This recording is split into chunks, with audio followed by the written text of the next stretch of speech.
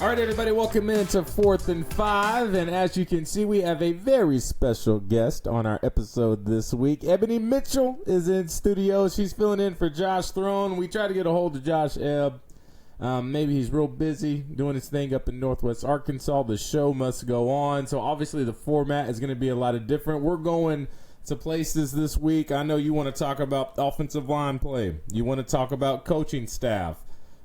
Sam Pittman, Dan Enos. Why are we going on 4th and 1 out of the shotgun, not under center? I mean, there's so many things. Looking ahead to LSU, what's the rest of the year look like? We're going to talk about all that stuff then. Stick around to the end because Rocket Sanders, well, we got to talk. I got a problem, all right? I saw something on social media. Ebony and I, we were looking at it, and we were like, come on now, Rocket. What we got going on? We'll talk about that a little bit later in the show. But first, so Ebony, this is how it's going to happen, all right? So after the game, Ebony was saying, man, the fans are going nuts on social media right now. And specifically the one post that they posted not too long after the game. Ebony, what was the post? Yeah, they had a lot to say. But so as I was scrolling on Instagram after the game, I saw the first post that the Arkansas Razorbacks football team posted. It says, watch film, make corrections, and move on. Yeah. Watch film, make corrections, and move on. Mm-hmm. Well, moving on is very difficult for Razorback fans. So we are going to read a few comments. Ebony's going to pick out a few of them, and I'm going to give you my thoughts. So what are we going to start with? Okay. Starting off hot from a user says, people No. You said a user. Who's the user? Say his name or their name. Official Areta Taker 3. Okay, we'll take it. It's an interesting name. Okay. They say people who need to be fired. The left tackle, the whole coaching staff, the athletic director, the cheerleaders, the mascot, the IFC director, the team doctor, the trainers, the PA announcer, the professors, the players' parents, the dean, the president, and the chancellor. Everyone associated needs to be fired in all caps. The cheerleaders?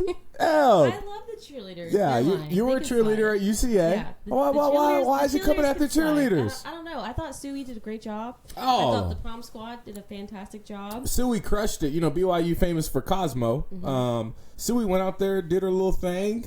I loved it. In the PA announcer? They want the PA announcer gone too? God. They can stay. All right, let me address this. That's just Razorbacks fans. Hey, I understand your frustration. I get it. That was a game that my pregame show on Picture Nation on Saturday morning, I said this is a game that Arkansas should win, even at halftime, going in tied. At least I think it was tied. I put this game behind me. I even said it seems like they are going to be able to make adjustments, and they still should win this football game. So I understand the frustration of having a team that has more than enough that's capable of getting it done, and it just seems like they let you down. But the firing aspect, I mean, we Razorback fans, we have to do better. All right, I get it. At the first sign of trouble, we have gotten a little bit too used to John L. Smith. A little bit later in Bielema's era, I won't even talk about Chad Morris. I would say jumping so quick to fire a coach and a complete coaching staff is not the immediate answer. But it does at least put them on the hot seat. There's no doubt about it. And, I love Coach Sam Pittman and a lot of those coaches on the coaching staff. But at the end of the day, I've been in those locker rooms. I've been in positions of understanding your performance is your resume, and the resume is not looking good this year. And average is what it seems like Sam Pittman is going to be as far as record is concerned after this year. So an average is just not acceptable for a program, and I think any coach would agree with me while saying that. But I would say, Razorback fans, I get the emotional ties. I'm there with you. After that game, I was just sitting there trying to figure out how to break this down, but I was just so angry of why we just do some stupid stuff sometimes. Going back and watching film, I saw some things, and it's going to kind of give the coaches a little slack, but not much at all. I'll talk about that a little bit later. But you just have to think about the biggest thing when it comes to a program are the players. It's all about the players, Eb. Mm-hmm. And these recruits, they're on social media. It's completely different from when I played. And when they see at the first sign of trouble, the same people who have your back, and they say, we love you, we'll do anything for you, you're our guy. And at the first sign of trouble, They want to send you to the chopping block. That's usually not a fan base they want to be a part of. And, so I know it's tough. I know it's hard. But if I were a player and I said, man, if I go up there and slip up at all that love I'm getting is thrown out the window, and they want me to be cut. They want to do nothing with me. They want to just talk bad about me, my mama, my family, everybody. It's a tough place to recruit to. I'll say that. All right, who's our next? What's our next comment? Okay, our next comment is from Hawks_Hockey52. They say, imagine if Petrino was around for another 5 to 6 years. Would have had the Natty easily, but no. Oh, man. And, Coach Petrino, that was my guy. Mm-hmm. And offensively speaking, I don't know if there's a better mind out there. He used to have us so ready for these games. Coaching-wise, I just second to none, in my opinion. Now, I may be biased. I get that. Now, national championship, if he was still around, I would say the only place that Coach Petrino lacked was recruiting. Now, you give him talent, it's scary. Now, did he do very well with Houston Nuts recruits? 1,000%. And despite the accident or him leaving and the program completely falling apart, just looking at the talent on the teams, I felt like a decline in Razorback football was on the way, even if Petrino was there or not. And I think that maybe even you can kind of see that at Louisville when he was there, decided to leave. His talent was leaving. When he went back to Louisville, had Lamar Jackson, was doing very well. Lamar Jackson leaves. It's just that being said, you give that guy talent. And so that was Coach Petrino's strength, was having coaching staff around him that could do that for him. But I did see a decline coming if Petrino was still going to be around the program. All right, who we got next up? Okay, this one's a hot topic. Ooh, hot topic. Who are we talking about now? From Appen Fuller 3 says, from a BYU fan, thank you so much for having number 62 played tonight. And then another one along the same line says, from Parker Zero King, 62 versus Arkansas. All night. That's a tough one. That's a tough one. And it is what it is. You put on the film. I hate it. Latham, team captain, and I know he is probably hard on himself, just like these fans are as well, and it's coming from every which way. But at the end of the day, someone like that, if you have the praise, then you have to be able to deal with, the scrutiny that comes with it. You just can't have one without the other. Obviously, Latham, when he's going to look at tape, the holding calls that put his team behind the 8 ball, poor footwork, technique. There's just so many things that I saw on tape that were preventable. And, that being said, I say preventable, but usually when you have that many holding penalties, specifically on the offensive line, this is where I just have to say you're not that good. Usually you hold if you're getting beat all the time. And if you're getting beat all the time, that means that the talent on the other side of the ball is just superior. And the offensive line, I will say I really encourage everybody to watch our Picture on Nation show Saturday morning in Baton Rouge. I'm doing a breakdown specifically talking about the offensive line and what I saw on tape. I mean, some of the worst technique, out of place, putting themselves in horrible positions to be successful. So, yes, it's going to be an offensive line coach thing, no doubt about it.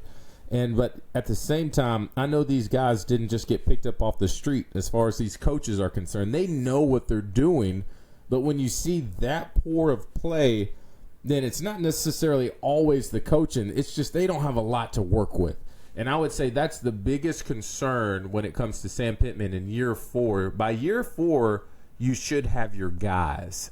Usually you give people a pass your first year, your second year, then you have this time to recruit and bring in the people that you want to build your program. But by year 4, you should have at least a sign of like, man, this program is heading in the right direction. But I would say the progression of the offensive line and their lack of ability to compete at a high level against teams that just aren't that good. Just wait till this SEC schedule comes around. It's going to be a very hard thing to watch if they don't figure it out. But even if they do brush up the technique, I'm not sure just physically if they're good enough to get it done. And I would say, O-line, if you're watching this, I'm a former Razorback. I get that may hurt your feelings, and I get that may make you mad, piss you off a little bit. Use it. All right, and let's see it show up on tape. Who's next, Eb? Okay, next we have T. Powell 3, and they say 4th in inches. You have the biggest QB on earth. Do you A, QB sneak, or B, run out of shotgun? That's been the biggest debate. Obviously, everyone says, man, KJ Jefferson, put him under center, do a QB sneak, get 1 yard, call it a day. I get it. It makes sense when you look at KJ. But this is another aspect of when they know it's coming as far as the defensive line is concerned. And those defensive tackles, crowd the A-gaps. The defensive ends come down. They bring a safety in the box. The linebackers are 2 yards from the line of scrimmage. They know the sneak is coming. When you don't have that interior of the offensive line that has the ability to get any push whatsoever, the quarterback sneak is never going to work. And so I get why you would want to do that. I think them deciding not to, because, Dan Enos he will go under center. Unlike Kendall Browse from last year where KJ didn't take one snap under center. Enos will do it, but I think him choosing not to is also him saying indirectly that he doesn't trust his front offensive line to get enough push to get that 1 yard. So they want to back up, at least allow KJ to maybe see a gap if it's available and have some momentum going forward because he doesn't believe his offensive line can produce it. All right, what else we got, Eb? Okay, this one's kind of long. It says, it's from P_Fowl.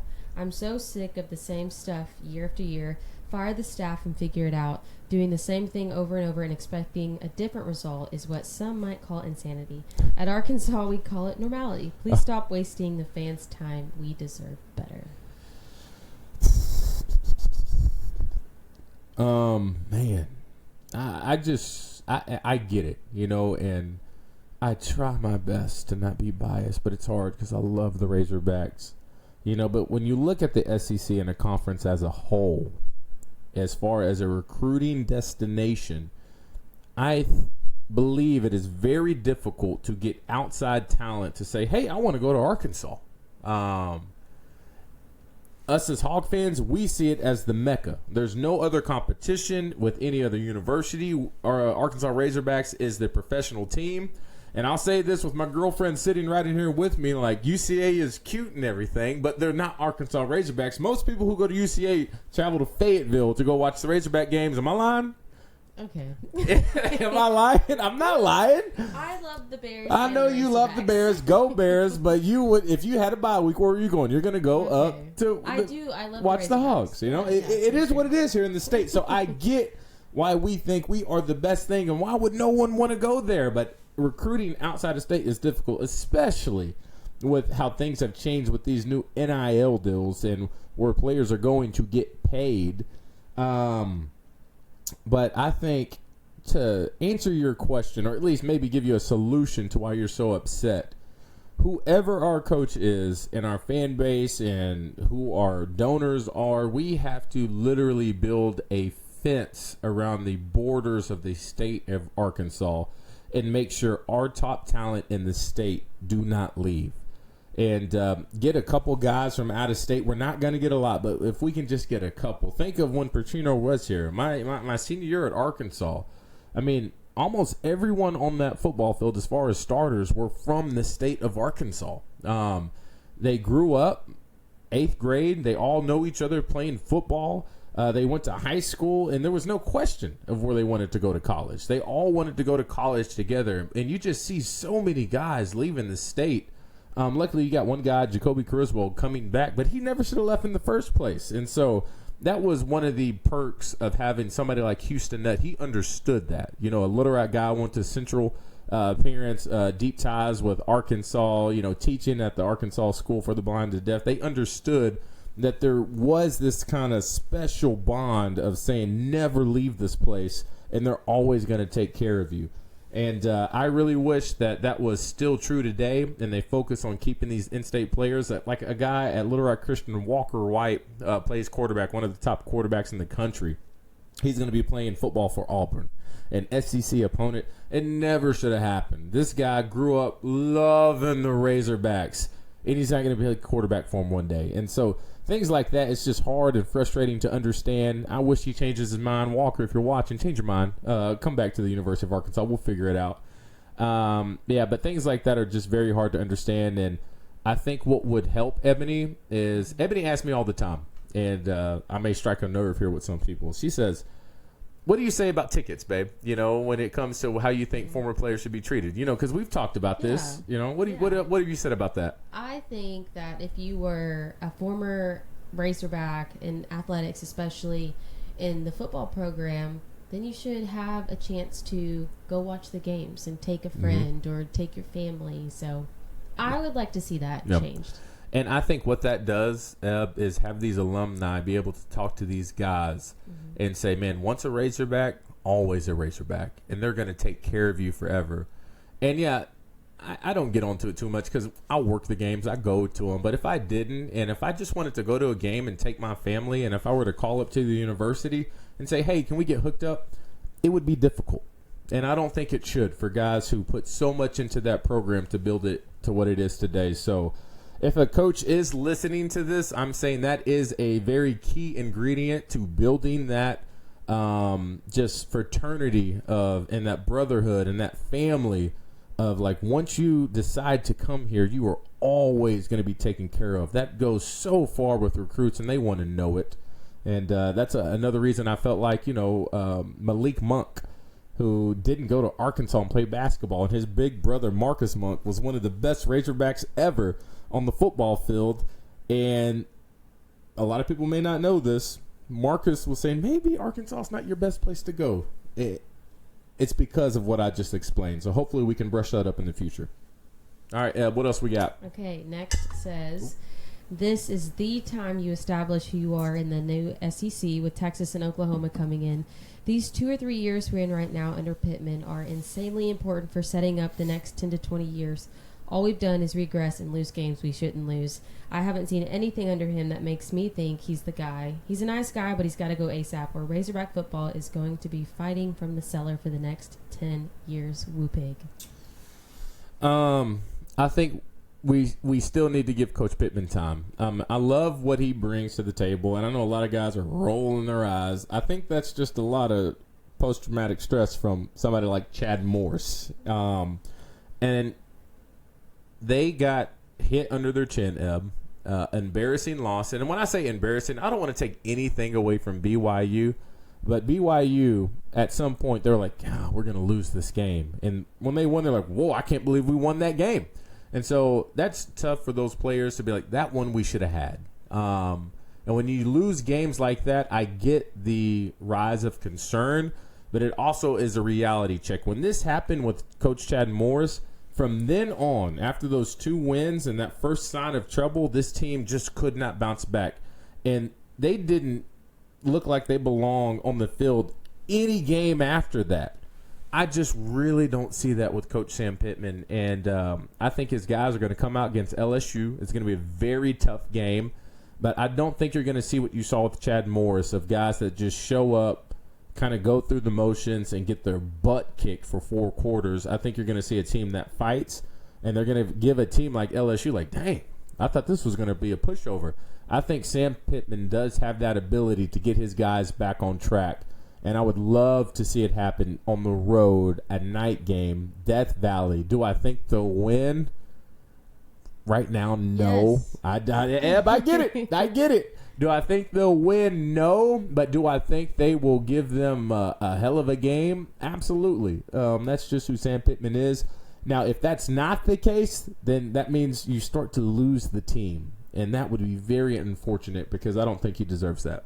All right, we got one more comment, Eb. Who we got? Last one says, that might be the worst called game I've ever seen. Mm-hmm. When is Sam going to realize we don't have the line for ground and pound?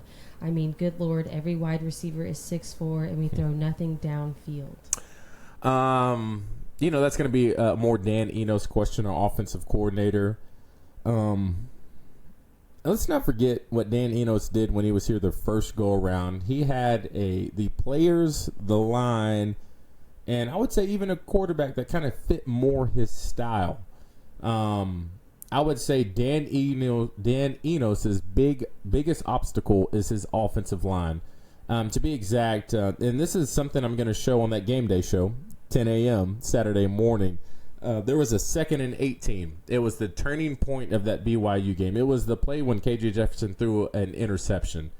And 2nd and 18, you shouldn't go for it all, and he had 4 verticals, all the receivers running past the first down marker. You just have to get to a manageable 3rd down to try to get the conversion. Maybe a 3rd and 8, a 3rd and 10, pick up just half of what you need to try to get that 3rd down conversion. So bad play call.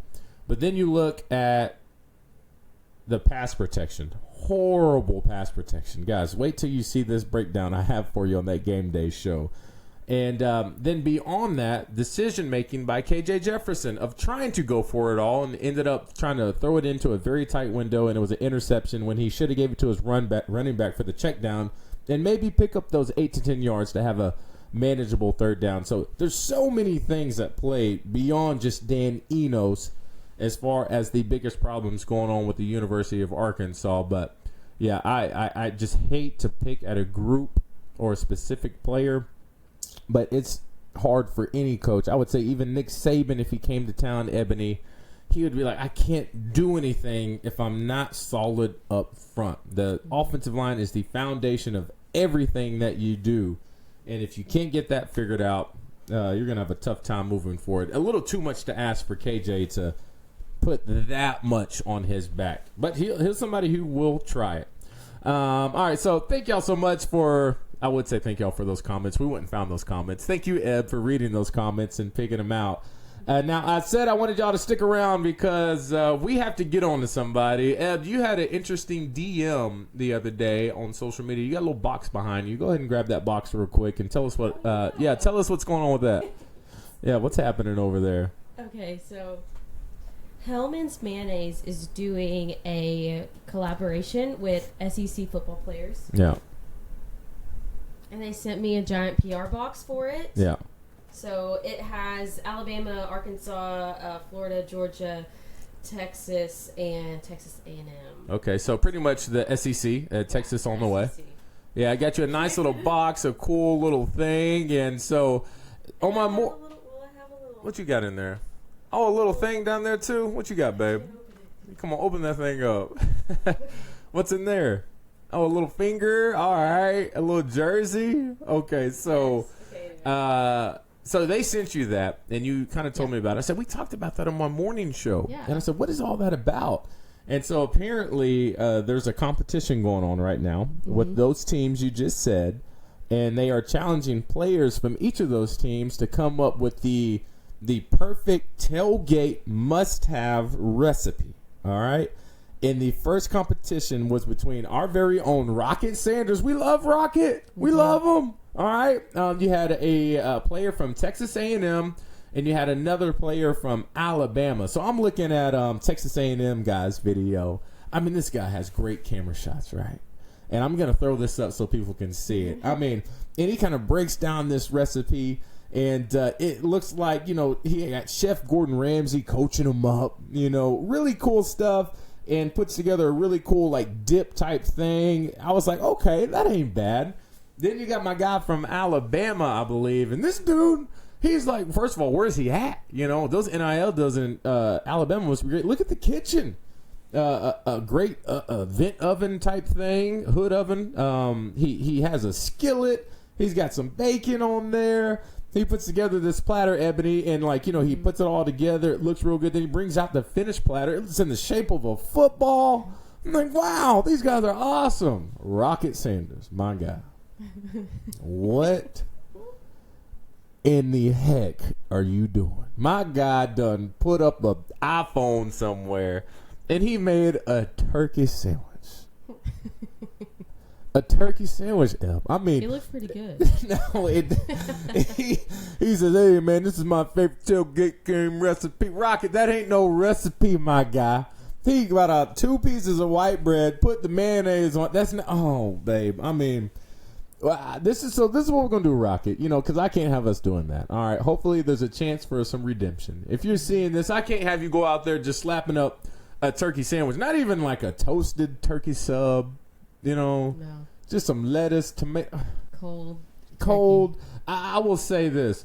I don't know if I've ever seen that at a tailgate, because if I did, I'd be like, why is this even here at the tailgate? Maybe it's a new thing. In Rocket's defense, any tailgate food, it'd be hard to have mayonnaise in it regardless. I give you that. All right. I don't know a lot of tailgate things I've seen that have mayonnaise as the primary recipe or the ingredient. Huh?